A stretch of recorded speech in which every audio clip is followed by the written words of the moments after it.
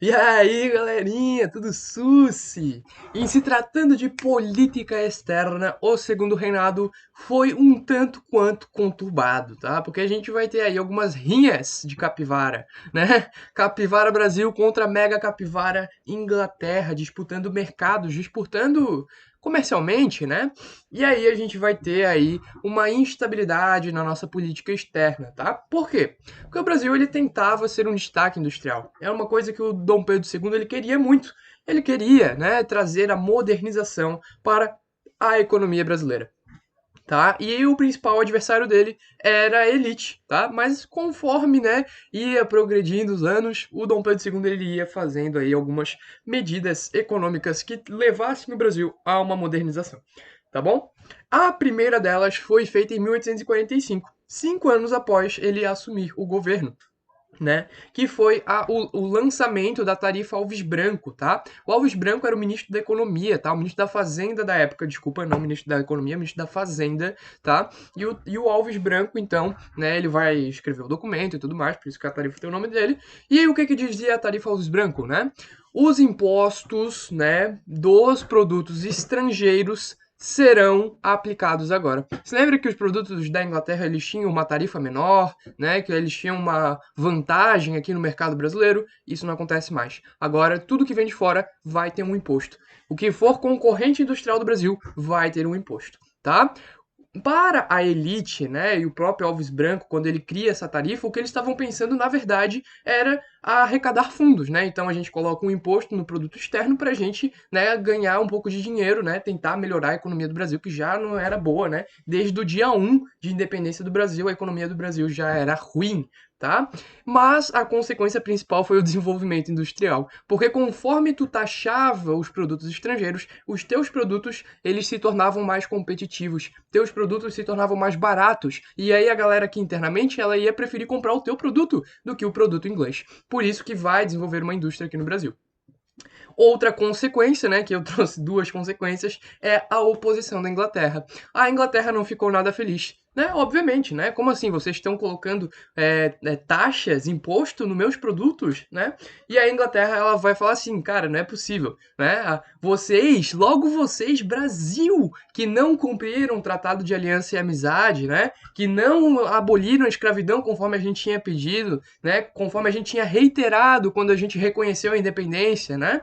Vocês estão jogando a aliança e a amizade, o reconhecimento da independência, todos aqueles tratados no lixo. Isso a gente não tolera, tá? E aí, né, a Inglaterra ela vai continuar, né, trazendo então pressões para o Brasil cumprir os tratados de abolição, tá? O que vai acontecer é que o Brasil ele vai cagar, né? O Brasil vai falar, não, não queremos, né? A elite brasileira dominando o parlamento, dominando os ministérios, e a elite brasileira fala, não, Inglaterra, a gente não vai abolir a escravidão.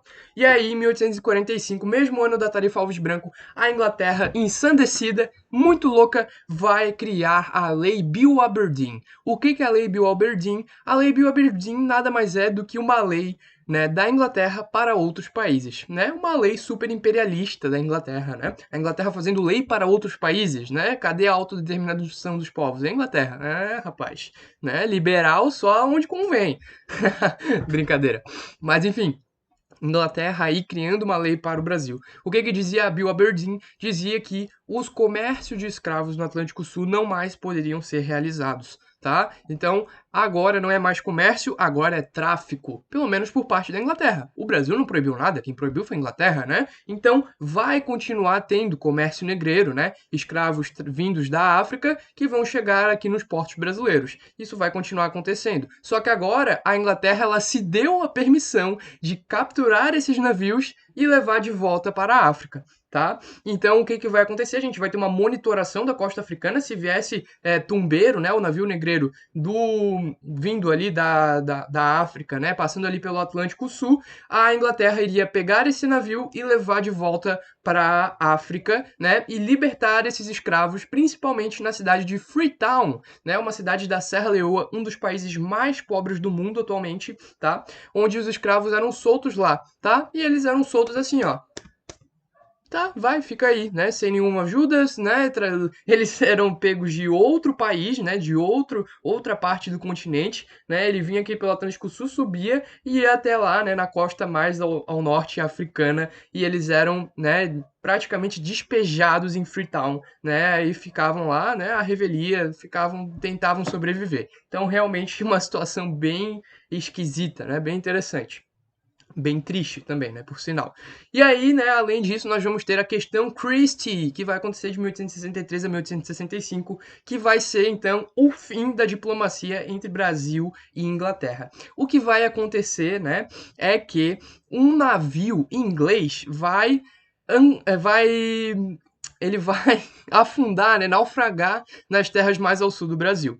E aí o que vai acontecer é que a galera aqui do sul vai lá e pilha esse navio e rouba tudo que tinha lá, né? A Inglaterra ficou muito puta. Ao mesmo tempo vai acontecer de três comandantes, almirantes ingleses, né, ficarem fazendo balbúrdia lá no centro do Rio de Janeiro, eles vão ser presos. A Inglaterra fica, oh my God, what are you doing? Né? Então a Inglaterra fica muito triste, muito puta, né? E a Inglaterra, né, o ministro, né, das relações exteriores da Inglaterra era o Christie, né?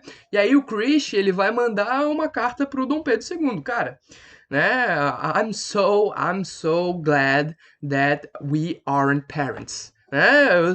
Eu odeio vocês, seus desgraçados, né? Ele tacou-lhe o pau no Dom Pedro II, né? E aí o Christie, né? Ele exigiu a desculpa, a remuneração, né? Pagar, né? O que eles roubaram, né? Dos barcos ingleses.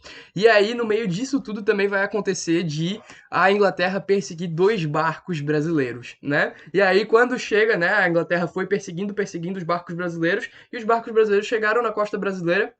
Quando eles chegam, né, eles atracam ali, e aí os ingleses, eles mesmo assim, eles vão e vão com tudo pra cima dos barcos brasileiros, e aí a gente tem toda essa tensão envolvendo o Christie, né, que o Christie era muito mão de ferro, e ele queria uma desculpa do Dom Pedro II. O Dom Pedro II, ele vai soltar os prisioneiros, né, que estavam fazendo balbúrdia no Rio de Janeiro, ele vai dar o dinheiro de volta do que foi roubado do barco, mas ele não vai punir as pessoas, né, que fizeram esses atos, que prenderam os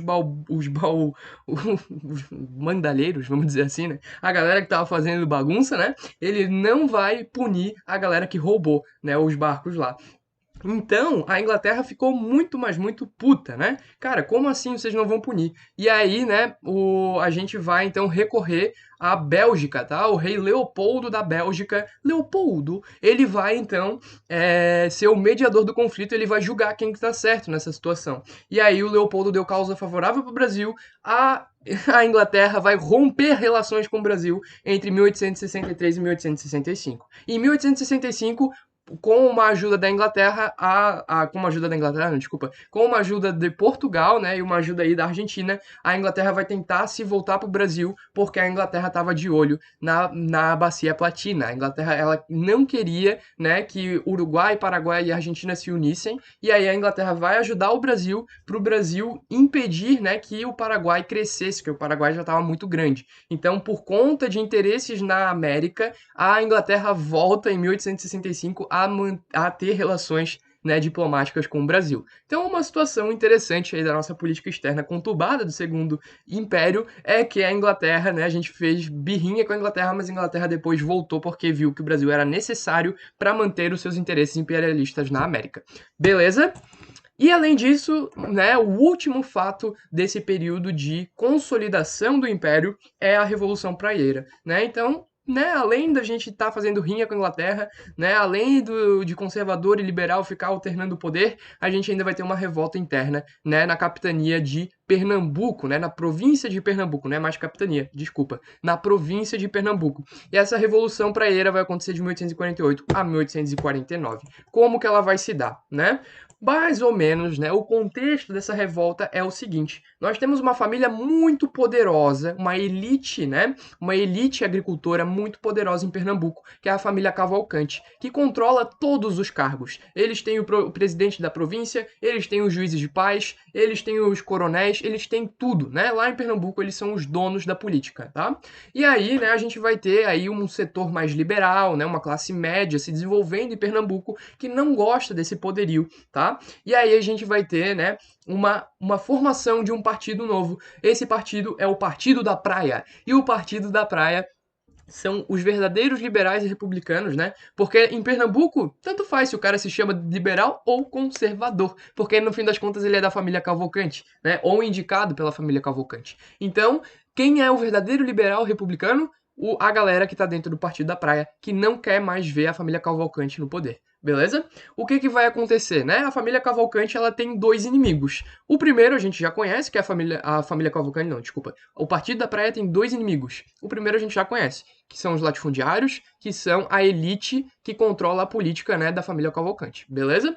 A gente tem um outro inimigo dos liberais, né, que é os comerciantes portugueses. Por que eles não gostam dos portugueses? Primeiramente, por um movimento anti-lusitano, né? Por conta dos portugueses terem explorado o Brasil, por conta de ter sido a antiga metrópole, né, referente à colônia brasileira, por conta de não gostarem dos portugueses. E também por conta deles dominarem o comércio de Pernambuco, tá? Então, muitos liberais e republicanos da época, eles queriam, né, crescer nos seus negócios, mas eles tinham a rivalidade com os comerciantes portugueses. E aí, o que vai acontecer é que, quando foi abrir, né, o Partido da Praia para o povo, né, se juntar às classes mais baixas, médias e tudo mais, o povo começou a se mobilizar muito mais na questão anti-lusitana do que na questão anti-cavalcante, beleza? E aí a ala mais radical, né, que era o povão, a classe média baixa, vai se unir e vai fazer uma luta anti-lusitana, beleza? E aí o que vai acontecer, né? Em 1848, para ferrar mais ainda com a situação, né? O presidente da província de Pernambuco é um cara conservador, né? Eleito um cara conservador da família Cavalcante, obviamente, né? E aí a gente vai ter aí a organização do Partido da Praia, que em 1848 vai lançar o Manifesto ao Mundo, né? De Pernambuco, que eles vão, né, pedir, né, um comércio mais justo, né? Vai pedir um comércio menos centralizado, vai pedir o voto universal, né, quase que uma democracia, vai pedir o federalismo, mais, né, poder para a província, vai pedir a extinção do poder moderador, extinção do Senado vitalício, extinção do Conselho, né, de Estado. Então, aqui várias, né, medidas para tornar esse ambiente menos hostil para essa galera liberal, beleza? Para essa galera republicana. E aí o que vai acontecer? Eles vão conseguir ser bem-sucedidos até, eles vão derrubar o presidente da província, tá? Só que, né, foi o tempo aí, né, hábil para o Dom Pedro II organizar tropas, mandar então, né, conter esse domínio aí da Partido da Praia. E aí os líderes vão ser presos, né? Alguns vão ser assassinados em meio ao combate, né? E alguns depois vão ser anistiados, tá? No fim das contas, foi uma revolução que fracassou, né? Essa revolução praieira, ela fracassou em 1849, né? E foi a última revolução que a gente vai ter, né? A última revolta popular que a gente teve aqui, né? Nesse período do Brasil Imperial. Olha só que loucura, né? Daqui para frente, de 1849 a 1889, né, os interesses latifundiários perduraram e eles não foram contestados, né? Porque a gente teve uma massa de manobra muito grande por parte da burguesia, tá? Que conseguiu conter, né, as revoltas populares. A gente vai ter um período de real estabilidade, onde o povo não vai lutar mais pelos seus ideais, não vai lutar mais pelos seus direitos, beleza? E a gente vai ter aí 40 anos, né, basicamente, sem alguma coisa nova, né? Quase aí 45 anos, só na década de 90, de 1890, que a gente vai voltar a ter revoltas no Brasil. Beleza? Mas era isso que eu tinha para falar para vocês. Vai para a próxima parte, próximo episódio, que tá bem legal, e a gente vai começar a falar do período que ficou conhecido como Conciliação do Segundo Reinado. Espero vocês lá!